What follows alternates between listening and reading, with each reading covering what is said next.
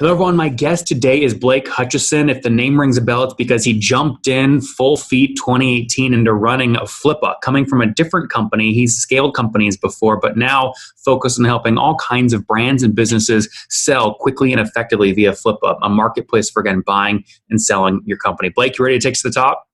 Yeah, absolutely, Nathan. Thanks for having me. So let's dig into your personal story here for a second. You could do anything in the world in 2018. I think you're working at really this thing that helps people book luxury experiences, correct? Luxury rentals? Yeah, that's right. Luxuryescapes.com, which is, I guess, a flash sales engine for beautiful holidays around the world. And yeah, super fun company to run. So what happened? I mean, did the folks at Flippa approach you and say, Blake, you're the guy, we want you in here. Here's where I'm excited. Come join, please. I mean, how did that work? Yeah, so I really like working for founders. I really like running businesses on behalf of founders, and had some success at Luxury Escapes.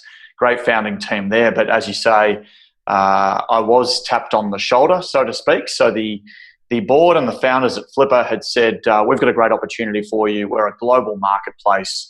We've got customers all over the world. We're helping to democratize the exit. And that's where I've ended up. And it's a lot of fun. It's different to luxury holidays, that's for sure. So what about sort of exits, but a different kind of exit? Instead of luxury goods, it's digital assets and sites, businesses. But what did you see in the space at the time? I mean, again, you're sitting on a great cushy thing. I assume it's going well. You have to have real conviction around that vision to jump out and start leading Flippa full time. What did you see in the M&A marketplace back in 2018?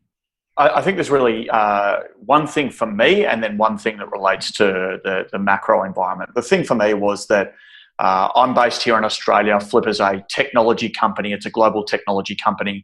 It's bootstrapped. It's profitable. It's organically grown, and that's a rare thing to find in the Australian market of business, which is truly global. So that was the thing which appealed to me.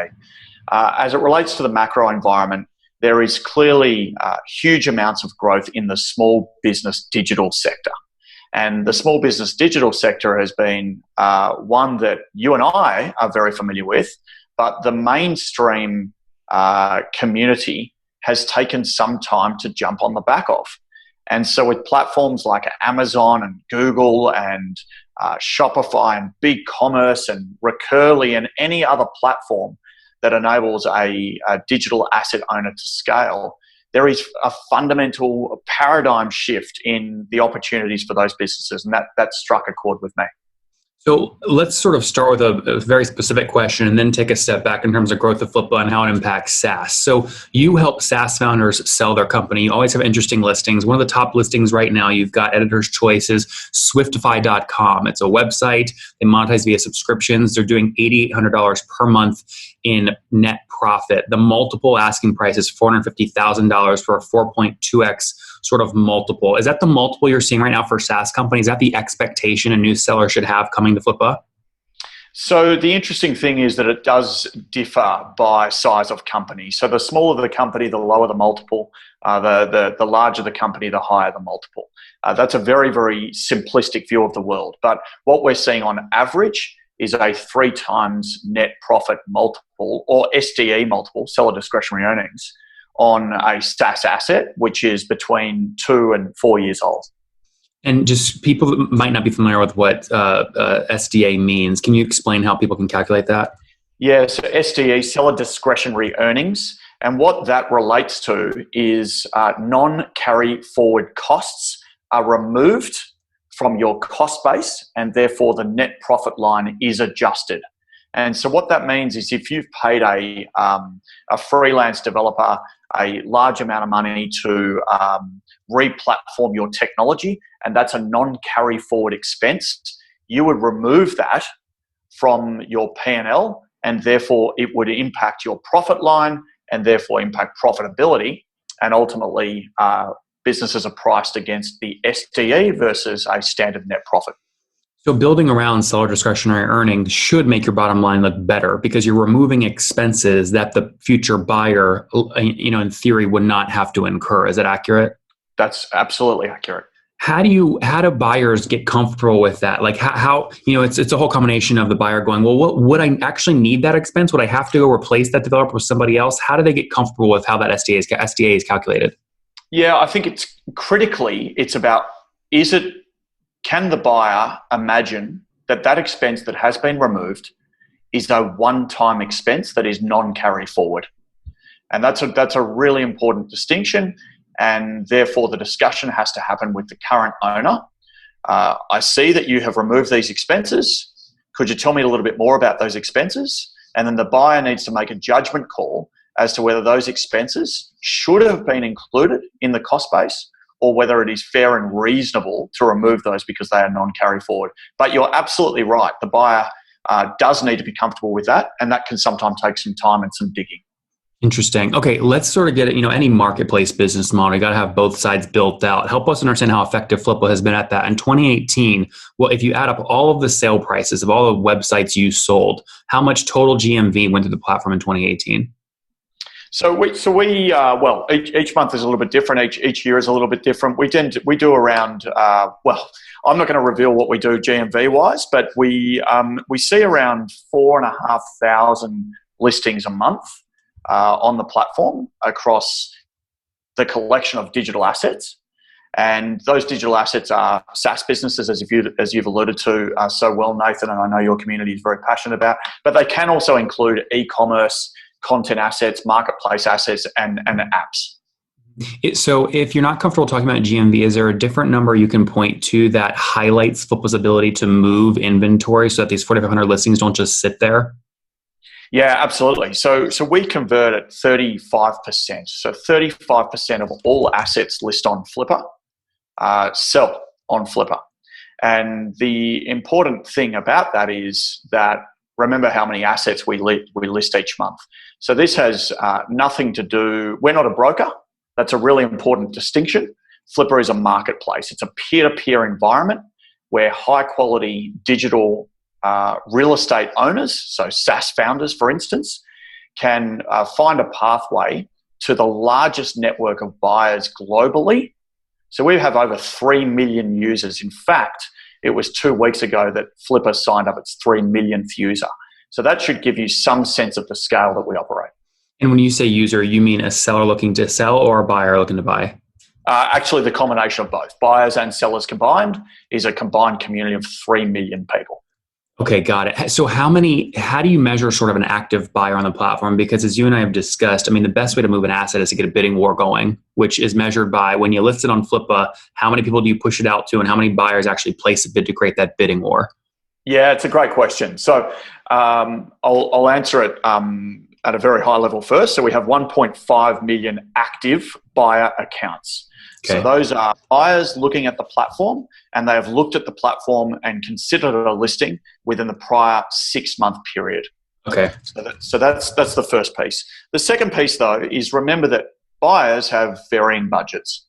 And so you can have a buyer who is looking to acquire a small a template so that they can start their first online business, and they might have a $1,000 budget.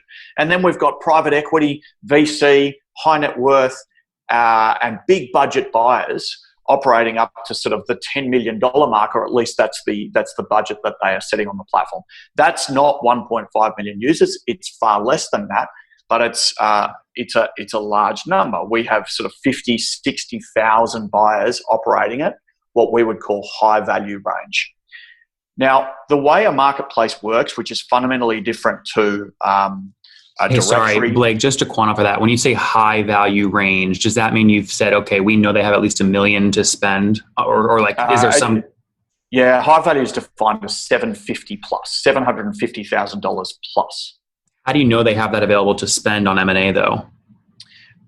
They set preferences on the platform, and we haven't gone and there's no credit check of that buyer. We haven't looked at their personal bank account, but they have set preferences accordingly, and then that informs our matching algorithm.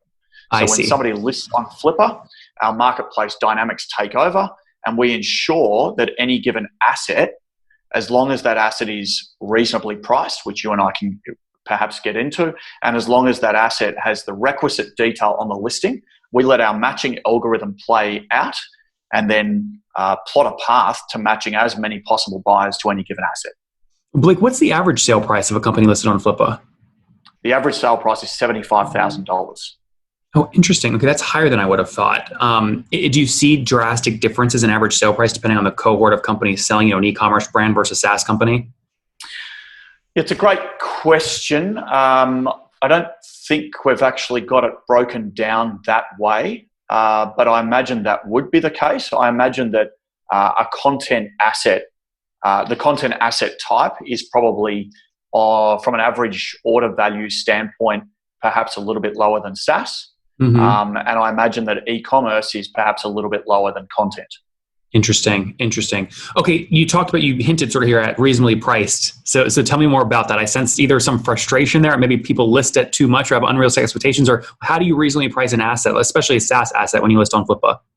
Yeah, it's a really, really challenging problem to solve. So as a marketplace, we do put a lot of power in the hands of our sellers, and therefore accordingly in the hands of buyers when they go on to contact a seller. But as it relates to pricing, we can provide pricing guidance. So what we have is we have 10 years worth of historical sales data.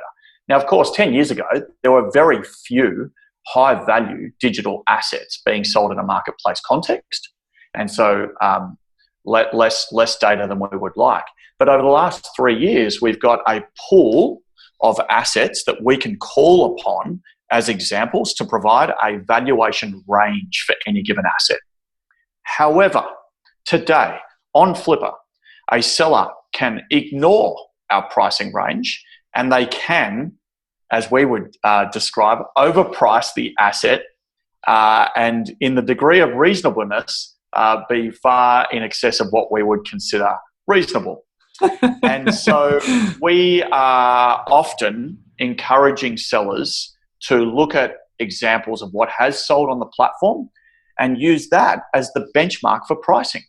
Yep. And so if what people forget is that buyers do set budgets, and that's how the matching algorithm works. So if a buyer has a $2 million budget and you've priced at 2.5, that would be and that was considered unreasonable, you're going to miss all of those buyers who have set budgets up to 2 million, which means your catchment is far smaller than it should be. And so what people need to understand about a marketplace is that you want to get access to as many possible buyers as you can. And Flippa will do its job to do that and put you in front of more buyers than anyone else can globally. But that requires that you give the marketplace as much accuracy in your listing and price reasonably. Yeah, I mean, in terms of benchmarking data, I don't know that anyone in terms of an online marketplace has more historical data than you have. I mean, have you guys published what through your life total amount of transactions with the platform? Has it passed 1 billion yet? No, so we're at about 600 million in transactional TTV, so total transaction value. Yep. So not 1 billion yet, and that's a big number. You've got a lot of sales data there. But the critical thing is actually what buyers are looking for. So we see just over 10 million monthly keyword searches on Flippa. So say that again. You see 10 million? 10 million keyword searches on Flippa. What's that mean? Much like any other search engine, Flippa has its own search environment. So someone could type in SaaS and hit search. They could type in Amazon and hit search. Now, if they type in SaaS, they're clearly looking for SaaS assets. If they type in Amazon, they could be looking for merch by Amazon, FBA, fulfilled by Amazon. They could be looking for Kindle publishing. So that's a keyword search. Now, we therefore know what business models people look for.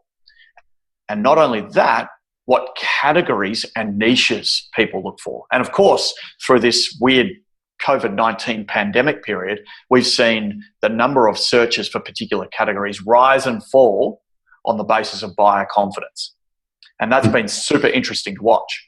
And so what we can say is we have categorically got demand for the following types of assets. Therefore, if you're a seller that meets one of those keyword searches at the top of the pops, top of the tree, you've got a very, very high chance of finding a buyer. Blake, everyone listening is going, okay, well, what's the demand for SaaS? It's a SaaS podcast. Come on, Blake, give it to us. How many SaaS searches are you seeing monthly? Yeah, so SaaS is in our top 15 searches. So what that means is you've got just under 100,000 searches a month, for SaaS. Oh, wow. Okay, so significant demand there. And look, I mean, the reason you came across my radar is heard about Flippa, I want to say it was back probably in 2017, 2018, but more recently I had a friend who has a SaaS company that's doing over $1 million a year list on Flippa. And I've started hearing this, a couple different people listing on Flippa.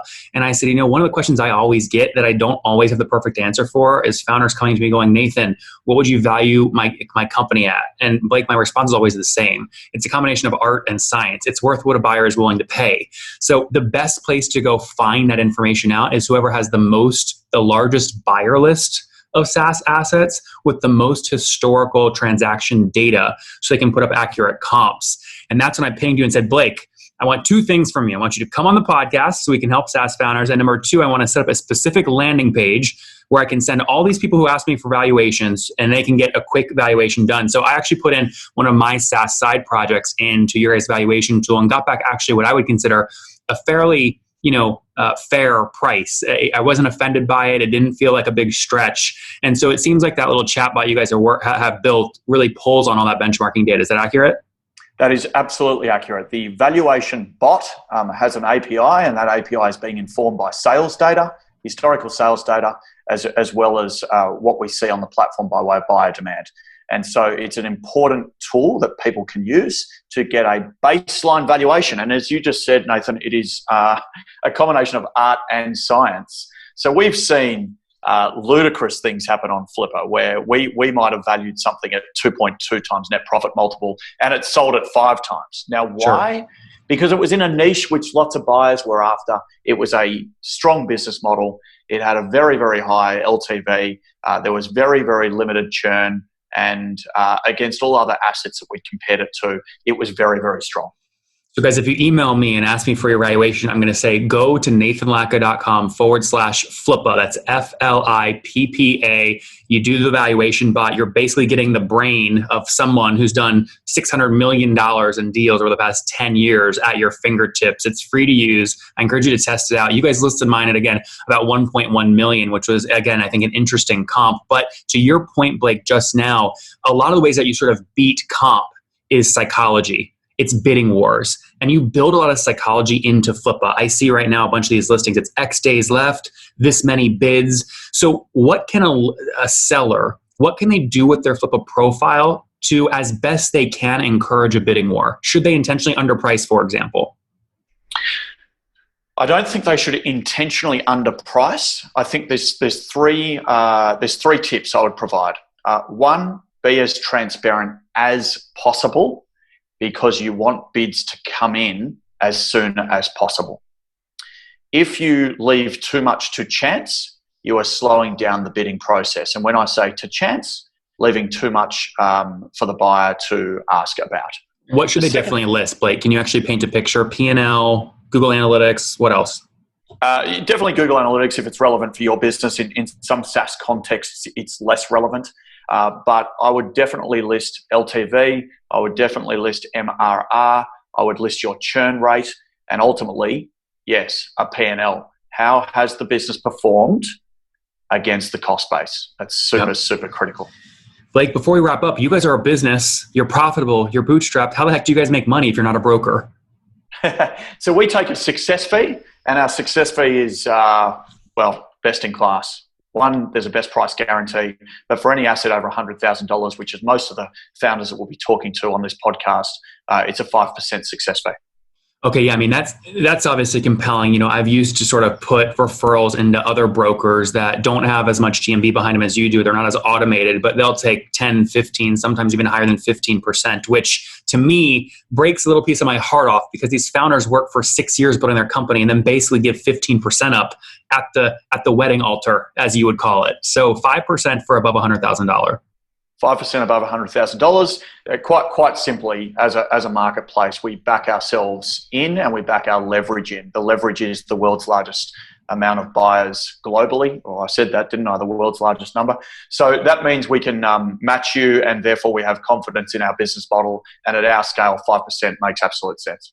And Blake, as we wrap up here, I mean, true or false, if someone goes to nathanlatka.com/Flippa and does what I did with that valuation calculator, and they end up actually listing on Flippa, they're essentially getting for free an email blast out to 50, 60, 100,000 buyers because you're going to promote that listing. Is that accurate? Yeah, absolutely. I mean, there's a SaaS asset that's on the platform right now. You can check it out, ninjaoutreach.com. I think you can see that it's got over 20,000 buyer views when I last checked. That's impossible to match. You don't match that. You don't meet that global scale without having marketplace dynamics playing out positively. All right, Blake, let's wrap up with the famous five. Number one, what's your favorite business book? My favorite business book? Yep. I would say, I'm going to go back for Blast of the Past. I'm going to go to Richard Branson's autobiog from back in the day. Number two, is there a founder you're following or studying right now? So I follow Brian Chesky at Airbnb very closely because as a marketplace founder, we can learn a lot from what he's achieved. Number three, what's your favorite online tool for building Flippa? At the moment, we're trying a little product called Flow XO, which is a SaaS business. Interesting. Number four, how many hours of sleep do you get every night? Not enough. Like under 5, 6? No, I'd say 5, 6, yeah. Fair enough. And situation, married, single, kids? Married, no kids. No kids yet. Okay. And how old are you, Blake? I am 40. 40. Last question. What do you wish your 20-year-old self knew? Everything will be okay.